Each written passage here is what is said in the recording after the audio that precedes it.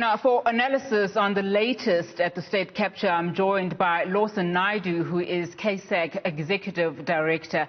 Lawson, thank you so much for your time this afternoon. Now, what's your take on these two issues? Perhaps let's start with the very latest, Deputy Chief Justice Raymond Zondo, who's now responded, to some of the historical family issues that were raised in that letter from the former President Jacob Zuma. Well, I think a couple of points, Nazi. Firstly, that Mr. Zuma had indicated that he was going to bring a formal application to Chief Justice. He has not done so, and that has prompted the Deputy Chief Justice to issue the statement today. And I think it really, it sets out and clarifies the matter. We must recall that it was Mr. Zuma, when he was still president, who appointed this Judicial Commission of Inquiry, who appointed the Deputy Chief Justice to lead it on the recommendation of the Chief Justice, Mogoeng. And if Mr. Zuma had any qualms about the appointment of Mr. Zondo, then he should have raised it at that time, and he should not have proceeded with the appointment. So I think it really is, it begs the question as to why he's now raising this issue at the very moment when he has been subpoenaed to appear before the Deputy Chief Justice to answer questions which he has failed to answer previously, including to the former Public Protector Advocate Madonsela, when she was conducting her investigation that produced the State of Capture report. And you would have heard the clip from his son, Duduzane Zuma, saying that he echoes his father's sentiments about the State Capture Commission, accusing it of being used as a political tool. Now, interestingly, Duduzane, in that same interview earlier here on Newzroom Afrika, stating that he had political ambitions himself. What is your take on that? Well, I'd rather not comment on his political ambitions, but in terms of the Commission of Inquiry, I mean, I think what Mr. Duduzane Zuma needs to understand and comprehend is the fact that this is an investigative Commission of Inquiry. This is not a court of law. And when he speaks of due process, an investigative body conducts matters in a very different way. And ultimately, the veracity of the allegations that have been made before the Deputy Chief Justice, all of the evidence that has been amassed by the investigations team, we will only be able to cast a view on that at the point at which a report is prepared and published by the Deputy Chief Justice. So there's an awful lot of evidence that has been tendered, and that will have to be weighed up, and the Deputy Chief Justice will have to give us the benefit of his perspectives on all of that evidence. So I think it's premature to speculate, and I certainly don't think one can call this any kind of political witch hunt. This is a judicial Commission of Inquiry that is investigating allegations of state capture in which Mr. Jacob Zuma, his members of his family and associates, including the Guptas and others, are implicated. And that's really the task of the Commission of Inquiry. And if they are seen to be targeting particular people, it's because of their role or their proximity to the issues of state capture. Now, Lawson, let's get into this now. Let's look at the role of the Commission. Yesterday, the Finance Minister announced that the Commission will receive additional funding, I think to the tune of 63 million rands. Now, this obviously comes at the back of, SAA also getting some form of bailout, additional funding. A lot of people are unhappy about just some of the allocations with that budget. But looking at the Commission itself and looking at the background and the timeframes in which the Commission was initially set up to do its work, how would you describe its work so far? And, is the 63 million additional funding necessary?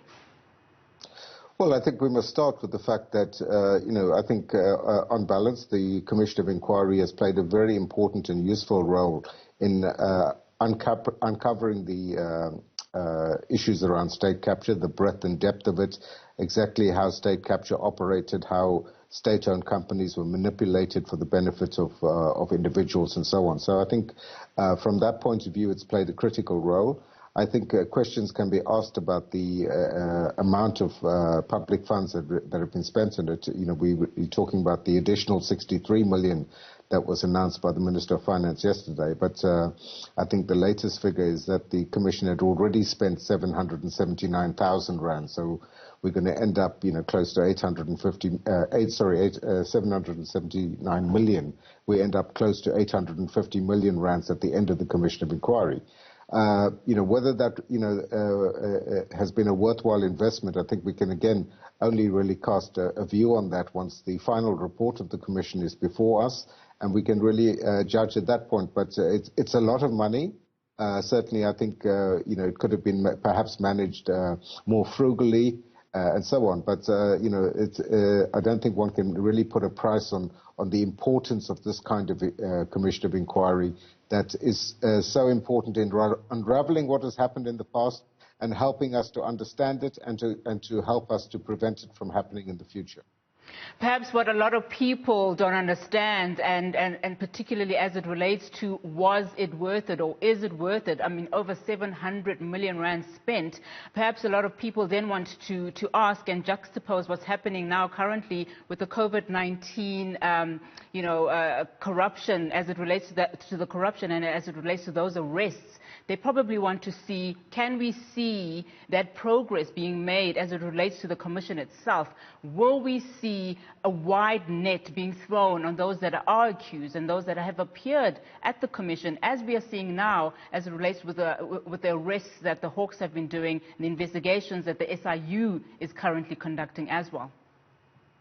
Well, I think we have begun to see already some arrests that are taking place as a result of evidence that has been uncovered by the Zondo Commission, and that's being acted upon by the investigating directorate in the prosecuting authority. So I think we're beginning to see results there, and in the longer term, it is those law enforcement agencies, the Hawks and the NPA in particular, that will have the responsibility for ensuring that accountability is ultimately extracted from those involved in state capture. When it comes to the COVID-19 issues, I think there's a separate process that's underway at the moment. We have the Special Investigating Unit investigating a lot of those matters. The government has announced the establishment of a fusion center of 9 law enforcement agencies that are cooperating in that regard in those investigations as well. So I think we are seeing a different kind of shift and a focus by law enforcement agencies to deal more speedily with corruption. But ultimately, the test of all of that will be when those matters come before court and whether they have strong enough cases to secure the convictions that so many South Africans are hoping that they do. Final question, Lawson, before I let you go. You spoke briefly about accountability, and we've seen a lot of people coming into the Commission from various departments within the state. Has the Commission done enough, you think, to hold people of power accountable? Well, it's not really the responsibility of the Commission to hold people accountable. The responsibility of the Commission is to find the truth. It's a fact-finding commission at the end of the day, and it's going to unearth that. And it's therefore, as I say, up to the law enforcement agencies to ensure that accountability is extracted by prosecuting people against whom they have sufficient evidence, bringing those matters before the courts and ensuring that they get the convictions and that people are ultimately sent to prison for their criminal conduct. Lawson Naidoo, KSEC Executive Director, thank you so much for your time this afternoon.